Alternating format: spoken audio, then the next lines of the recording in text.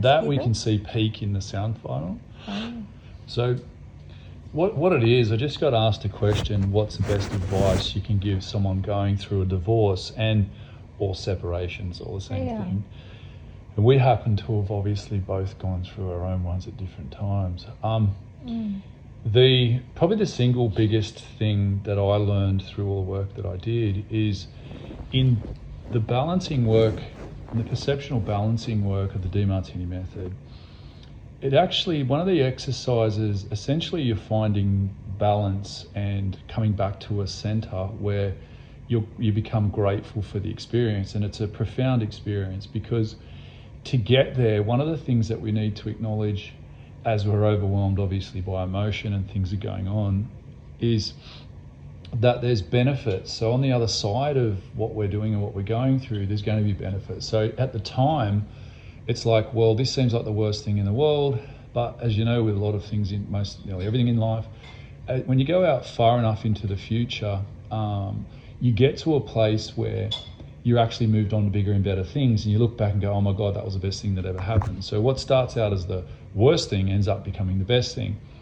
And because I had done the work to experience that collapse. Now what we do in that work is you collapse that period of time it takes to get from the worst thing in the world to the best thing in the world can literally be done within an hour or somewhere thereabouts, whatever. It's recalibrating, recentering and finding and acknowledging those things around what are all the benefits that are going to come from this experience, because in every experience, positive and negative are inseparable. It's impossible to have them, but that's sort of what you'll learn as you go. Now, for me, there's a very important part in my story where I actually intuitively knew something was going on at exactly the moment when something was going on. And in order for me to go to sleep, I actually said to myself, it is what it is. Because I've done a lot of this work and I knew that in processing these things, if you're caught where you are right now, then it feels heavy, it feels all of those things. But if you jump forward in time, you can actually get to a place where, oh my God, you can process these things and you're free of these things and you're free of all this stuff that usually takes quite some time to process. You can collapse that time right down to a very short period of time. So when I said, okay, it is what it is that because I know at a level, regardless of what happens, anything can be processed. We can come to a place where we're grateful for our experience.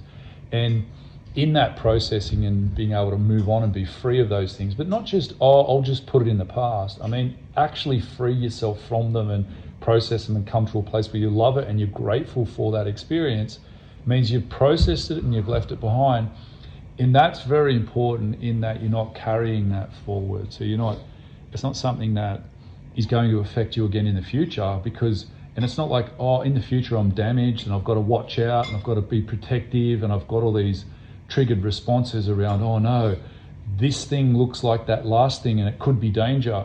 You've actually processed it and sure, you've got the experience, your eyes and ears are wide open, but at the same time you know that the phenomenal power of these things is that regardless of what happens, you can collapse it and just move on.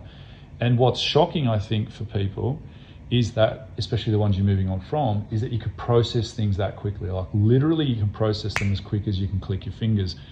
And coming out of 11 years, 10 years, 11 years, which both of my situations were, being able to process it in the same day and be happy with it and move on is quite baffling to people around because they're like, oh, they don't get that can be done. But so like for me, when I say what's the biggest piece of advice, best piece of advice you could give to someone who's facing off with this situation is there's help at hand. There's things that you can do and get through these processes and learn. And not only that, when you get this help and do these things, that's a blueberry, mate. Blueberry. Hey, we're talking in here, darling. When you get... That's a poisonous blueberry. No, that's not poisonous. When you get through these things, you learn something super important about yourself and about how things work. And that application, being able to process the trauma of that loss, can be used to process any trauma of any loss. Doesn't matter how big or small it is. And you can process those things and get through them. And it gets even more profound the further down the rabbit hole you go with that stuff. But just know that on the other side of it, look, in the very beginning, before I knew all any of this stuff, my first breakdown, the first divorce, first situation I went through, I actually spoke to my brother that day and he goes, dude, I know this is hard to hear right now, but this is the best thing that ever happened to you. And I'm like, for fuck's sake, dude, like you're losing a family, everything's breaking down. How can you say that? And it was really hard to hear at the time. It was extremely hard to hear at the time. And then you fast forward 6 months or 12 months, you're like, holy shit, he was right. You know? It's at the time it's very hard. When you get divorced, everything it's hard at the beginning because when you think about it, it's like you invest a lot of things, effort, love, whatever in that people, and then you just realize it's like, Mama, are we gonna pick me up? no, we're talking, Zane, please. Can you Just make sure you're clear and loud because I'm not sure if it Yeah. carries right through to the can you microphone. talk later, Zane? We're talking. When we're talking, don't interrupt us, please. Ben, yeah? Yeah, just make sure your voice carries to the microphone because it might sound like you're talking a long way away. You know, that's all. Because I thought here or there. No, it's just your pitch of your voice. So be Ah. clear when you speak loud. Oh, you're here again. I want water. Get water. I don't. No. It's in there in the dishwasher, Zane. You're being in here for... Keep on coming back here. One more and you're gonna sit there 5 minutes again. No. I enjoy you. Oh, another one. I Mm. enjoy you. Oh, that's That's beautiful. pretty cool. Wow. That's nice, I honey. enjoy you. Yeah, she's really skilled. Very nice. Just You're leave an it artist, It sweetie. took a long time. I had to like start again and stuff. I had to there. Can you put the fruits in the fridge, please, Stephanie? Just be careful, don't drop that iPad, sweetie. It needs to have the cover on it. It's already cracked, otherwise it's going to smash. And it's an expensive iPad. Mom, there's not allowed to on the iPad. No, you No. can't have iPad. You can't have phone today. That's the rules, right? And can you sit there?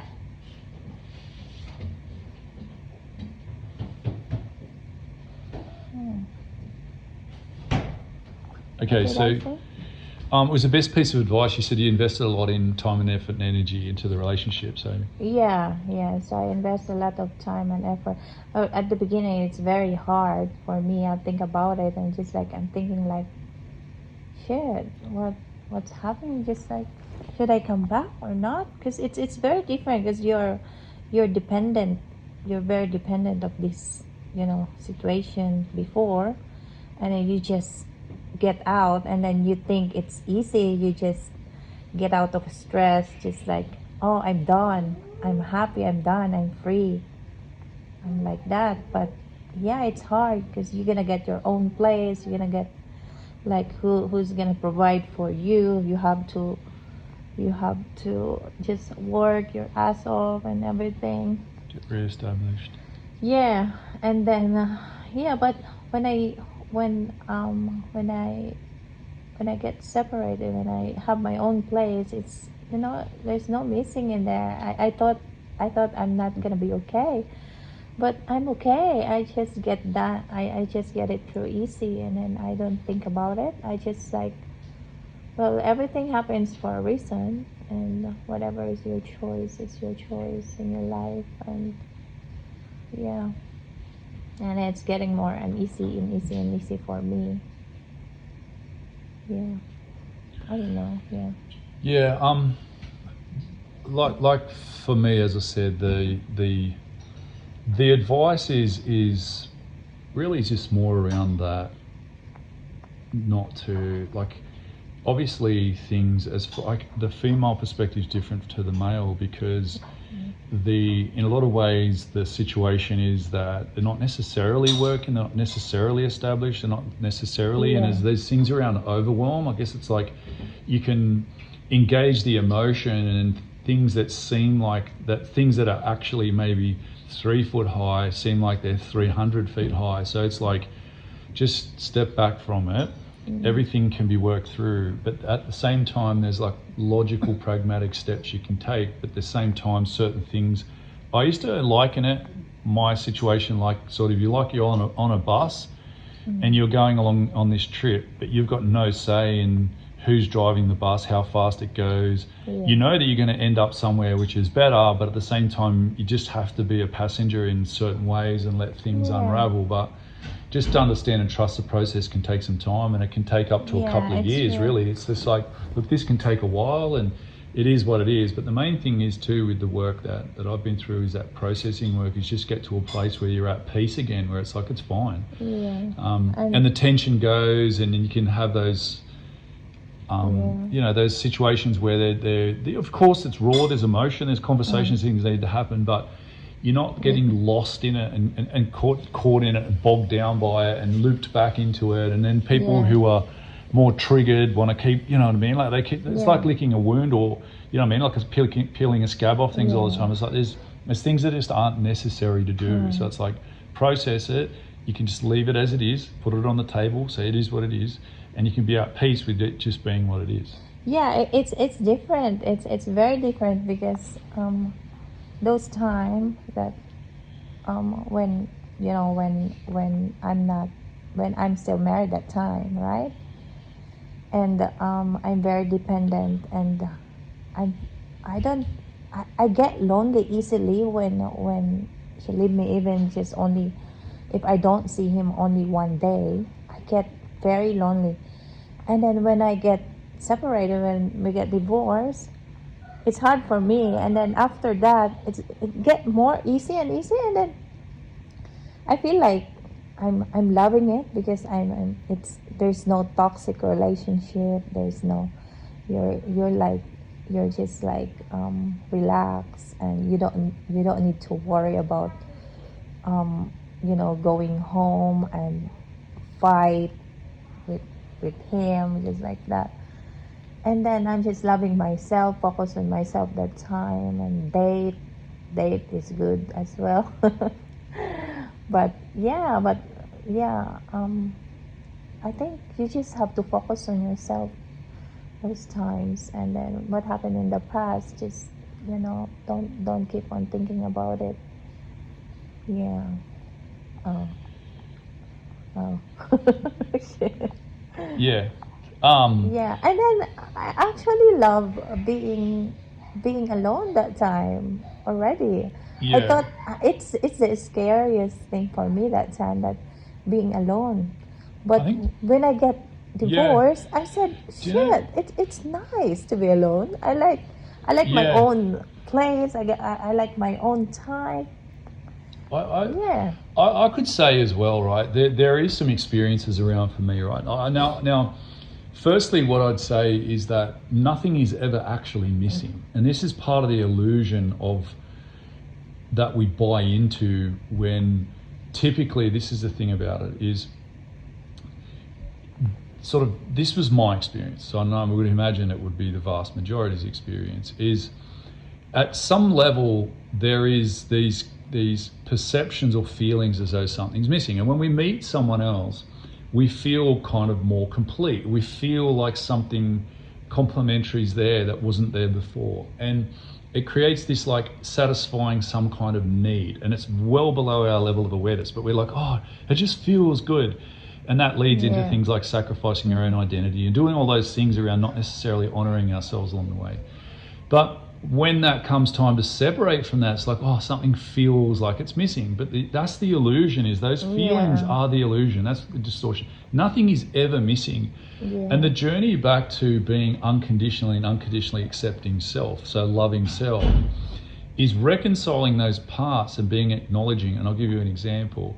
In my first major breakdown was a situation, I was 25 kilos overweight, 30, something like that, 20, roughly. And in that situation, the situation broke down, and the other person involved was in shape, and I took this as an esteem blow. And I was, at the same time, you're very real and raw with yourself, saying, dude, what the fuck? Like, I went from 92 kilos to 118 from one end of the spectrum to the other, in a very destructive situation, whatever. Now, no blame, no judgment, it just is what it is. But at the same time, I had this compensation for this thing for myself, in myself, that I wasn't acknowledging, which was my own beauty, my own looks, and my own esteem. Now, in that, okay, you work hard, you go to the gym, and you think, oh, that's cool. I'll use those emotions to force myself to get into shape. And I did that and did that successfully. And then through that, you then meet someone else. And then what happened to me was seeing those things in this other person that I felt were missing within me. So if something felt like it was missing, even though I was in shape, was best shape of my life kind of thing, something felt like it was missing. And attaching to that, attaching to the looks, attaching to the beauty and those sorts of things, had me in a place where that attachment to those things, it's like an order of weighting. And say there's 10 items, and this one particular item to me was valued 3 or 4. So the order of weighting was you overvalue certain things and undervalue other things. And what that meant was years later, when it came time to face that thing and own and integrate that part within me, those things collapsed, and I accepted those things within myself. And I came to a place of peace within myself in acceptance of that, and the acknowledgement of that, and the attachment. So where I was resenting myself and fantasizing about the situation, as in the attachment to that collapsed. And when that attachment collapsed, the filter or the veil lifted to be able to see things much clearer, because those things that we emotionally create, those distortions about ourselves, is color the perception we have of this other person. Because like I said, that thing I was valuing, instead of it being a value of a 1, it was a value of a 4. So when that collapsed, the scorecard leveled up to say, hang on a second, this situation is not a wise situation, because I'm not overvaluing something and trying to hold on to something that's external to myself. I'm back at a place where I'm acknowledging in those things in myself, and I'm back at a place of peace. And that peace returns you to a place where nothing is missing. So when nothing is missing, you're not seeking or needing anything from the outside world. So you're at peace. And when you're at peace, you're happy for whatever to come and go. There's no desire. There's no expectation. Or expectations or anything like that. You're returning to the heart. You're returning to the center. You're returning to being at peace, where there's no feeling like anything is missing. No looks, no beauty, no esteem, no nothing. Nothing is missing. Everything that is there, I am. Everything that they have, I have. And that includes every human to ever walk the face of the earth, whether it doesn't matter what it is. You have everything that everyone else has. And the biggest thing there in that whole exercise is coming to that place back where you're at peace, where it's okay. You're at peace, it's okay. Nothing's missing. You're happy to be on your own. As a matter of fact, being on your own is very peaceful. So it's like, well, finally, and this is the opportunity where things break down. Finally, it's that opportunity to have a good look at what's going on, a good look at this other person, and say what in them bothers me, because whatever that is in them that bothers me is my work. Yeah. That's why it's own your shit. Everything that you see that bothers you is your work. And so getting to that work and collapsing that, as well as, it's not just the things that bother you, it's whatever you fear losing. If you fear losing something, that's something within you that's your work, because nothing is missing. So it either bothers you or you're scared of losing it, is both indications that it's your work. And when you do that work, you come to a place of peace. And when you come to a place of peace, you're back in your power, because now you're in that place where it doesn't matter, it's fine, it's okay, everything's okay. Either way, whatever everything's happens, okay. everything is okay. Whatever happens, it is what it is. Yeah, it is what it is. Yeah, that's what we are before. And that being able to find your peace out of everything in life, being able to find your peace is really the goal, because it doesn't matter. The rest, everything else is a bonus. Because the way I've come to see it is, you are the problem that needs solving, not the world. The world is not the problem. You are the problem that needs solving. And it's not, you don't have a problem. There are these things that we need to learn, these problems that we need to solve. And once we solve those problems, we transcend from the problems. And when we solve enough of those problems, like a riddle, a combination lock, we actually transmute, through that process, we're becoming more conscious, we actually transmute our consciousness to a whole nother level, because we're solving all the problems at the current level. Once we solve those problems and they fall away, we find our peace and we move up to that next level. That's literally our graduation. That's literally our awakening to ourselves, to our true selves, and the graduation of ourselves to that. And it's facilitated through the mirror of the universe and the people around us. And those things that break down and don't work, our adversity is our opportunity and our motivation to look at the things and say, what is it I need to learn? Like this opportunity is like gold. It's a gift, because when we're all happy, joy, peaceful, positive and rainbows and all the rest of it, we don't necessarily look to those things to work out, do a deep introspective look at what's going on. We're just happy, so we just exist. So we're in this kind of experience. And when things turn the other way and we've got this adversity, all of a sudden we've got this opportunity to look at those things. And so it's welcoming the adversity. It's actually the other way around. It's welcome the adversity, welcome the negativity, welcome those challenges, welcome those things. And what I found is that when I go into the suffering, so I go to those things that I tried to avoid and all that, and when you go into that suffering and you actually learn from it and do the work to break these things down, integrate it, learning is integrating the lesson.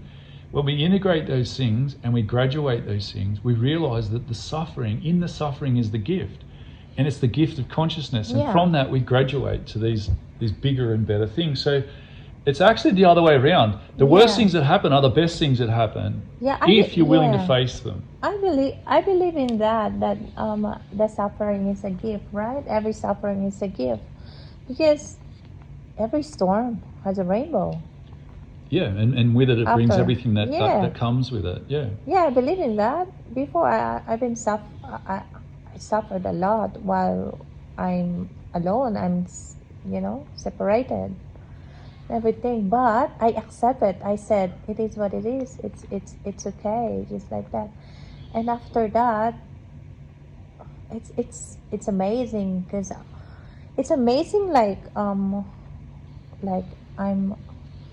I had a financial problem that time, and I just my car broke down, and I need to go in the bus to go to work, and then I said, "Oh my God, what is this? Is this all that I'm facing now? Is this the world is against me now?" Just like that. And then I'm just like, it never happened to me that time. Never happened to me that time. Just like, oh, it's so hard. But I accept it after that. It's actually nice. And second time I went to the bus, it's like, oh, it's actually nice. I need to accept this. Just enjoy it, being in the bus, and just like, and then after that, just like, it's amazing how you accept the suffering. Because I even cried that night, because I don't have money. How can I pay my bills like that? How can I pay my car?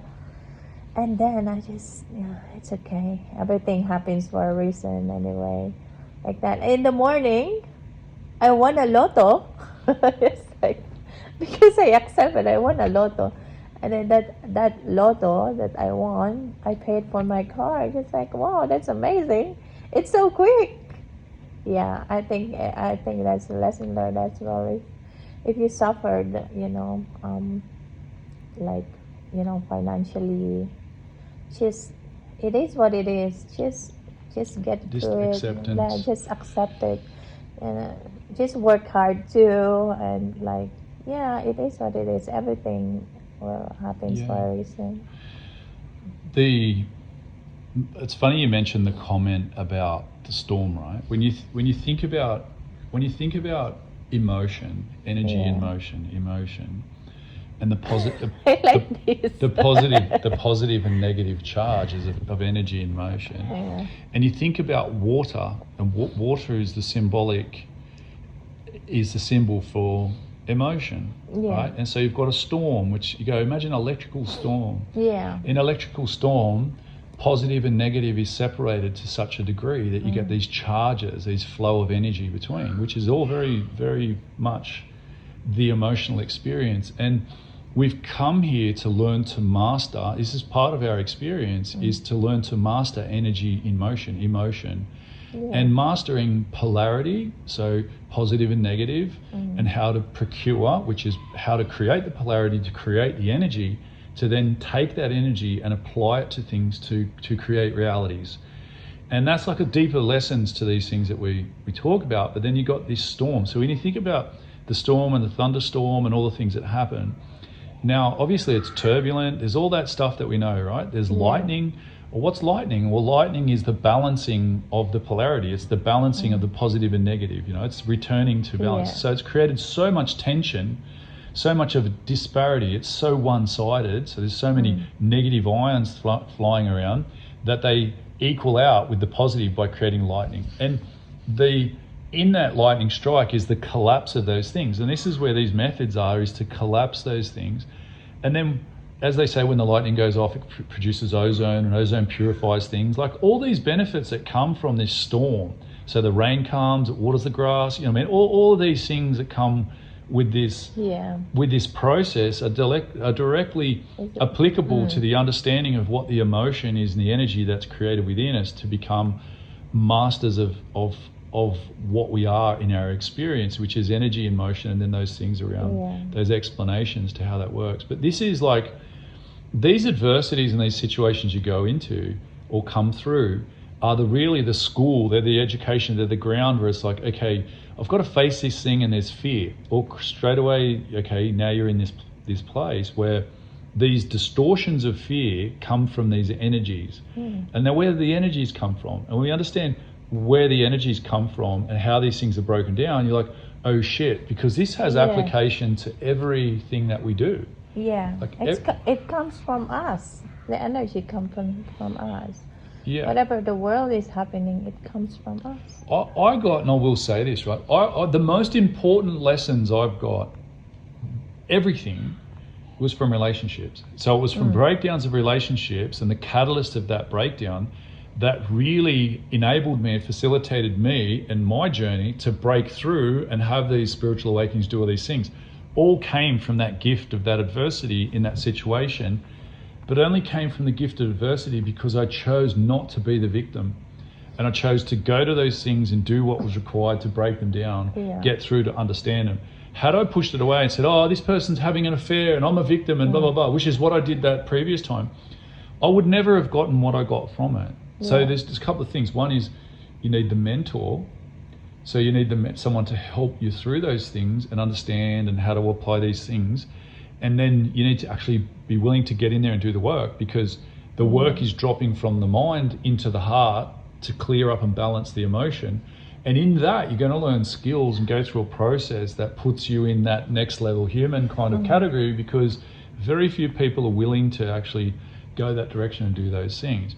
And that all came about because of the situation that I found myself in, and a willingness to want to actually make the effective change, to never have to go through that lesson again. Anything you want to add, honey? Well, this is like episode 1. Conscious couples, highly sophisticated. We spent a fortune on equipment. We've got everything you could possibly think of to record these episodes, including $800 microphones and you name it, all the stuff in the world, and we're using a phone and a coat hanger. But I got a double neck too. At the main camera angle, as long as we put some filters on it. But everything that we're doing here today is like, okay, we've talked about having a Conscious Couples podcast for a long time and doing these recordings. Today is actually our anniversary. We met a year ago today. So it's been an amazing year. Excuse me, we're recording now. We're recording, Stephanie. You're on camera. So it's been an amazing year, and to be honest, sweetie, don't. To be honest, to be quite frank, whilst we have points occasionally where we might be frustrated by something, we've never had any kind of conflict once ever in a relationship. And the fact is, for myself, I'll speak for myself only, is in that your relationship's a direct reflection of your own consciousness. So if there's things in your experience that you're not enjoying, it's because there's things within you still haven't learned. Because once you process those things and get through that stuff, you move to the next level, and the things around you, the universe, the people around you, reflect your level of consciousness, your level of awareness. And this has been 12 months for us, and I said our relationship is interesting things. If you go to astrology, I'm an Aquarian, you're the opposite sun sign, Leo. The shadow of Aquarian is Leo. Yeah. The shadow of Leo is Aquarian. So these are the unconscious journey for me is Leo. The unconscious journey Yeah. for Isabella is Aquarius, and we are both each other's unconscious journey, and which is the opposite to our sun signs. And our relationship fully fits like those twin flame kind of descriptions. But more importantly is that our demonstration, the practical demonstration, is that we don't have conflicts. We don't have those exhibited behaviors that I had in my previous lives, previous experiences. Yeah.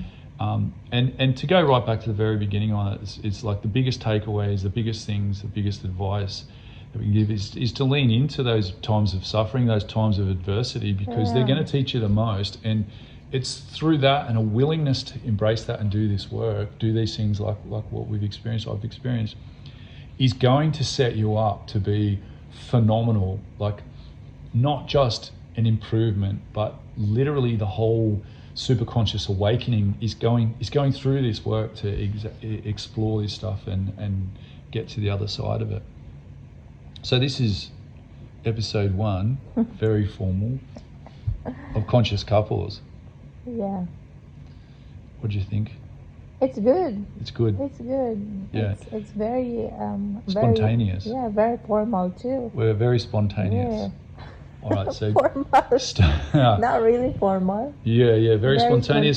With the kids Yeah. running around. It's very organic. It's a very Yeah. curated studio. It's all high end. High end. Yeah. Yeah, so we are 1 year now, hey? 1 year today. 1 year since I met you. Yeah. That's crazy because a lot of people that I've known just like, that's crazy, 1 year and you get married in that year.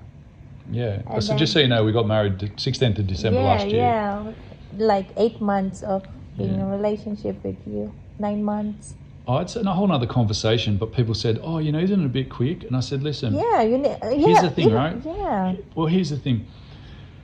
When you're at peace within yourself and you don't need anything, like literally don't need anything, which means puts you in a magnetic place where it's okay, it is what it is, I'm happy for whatever happens, whatever the universe does. I don't have any expectations. All the expectations are dropped. So you're in a place of gratitude.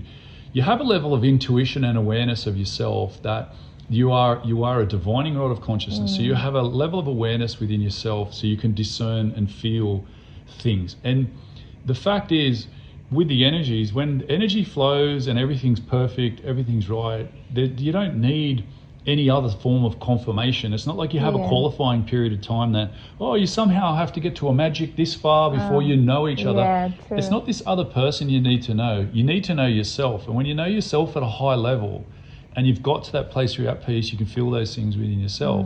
You can actually feel things and read things without anyone even opening their mouth. And I can say this through my own experiences, that I can say something to someone and I can feel where they're at before that without them even saying a word. And what I mean by that means if I'm at peace and everything's fine, what more? Like there is no future, there is no past.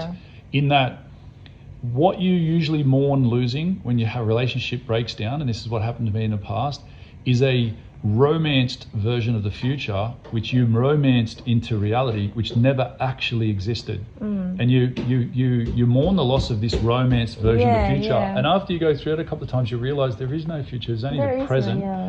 And the present and how you show up and how you are and how attuned to yourself you are is all that matters. And if you show up responsibly within yourself and you're at peace in the heart center for yourself, then your relationships and your experiences are going to reflect that, and the rest takes care of itself. The respect is there. So that's it. That'll probably wrap it up. We're hitting about nearly the 40-minute mark. So another episode. Stay tuned for another episode. Like and subscribe, or else. Or else. Love you. Love you too. Aww.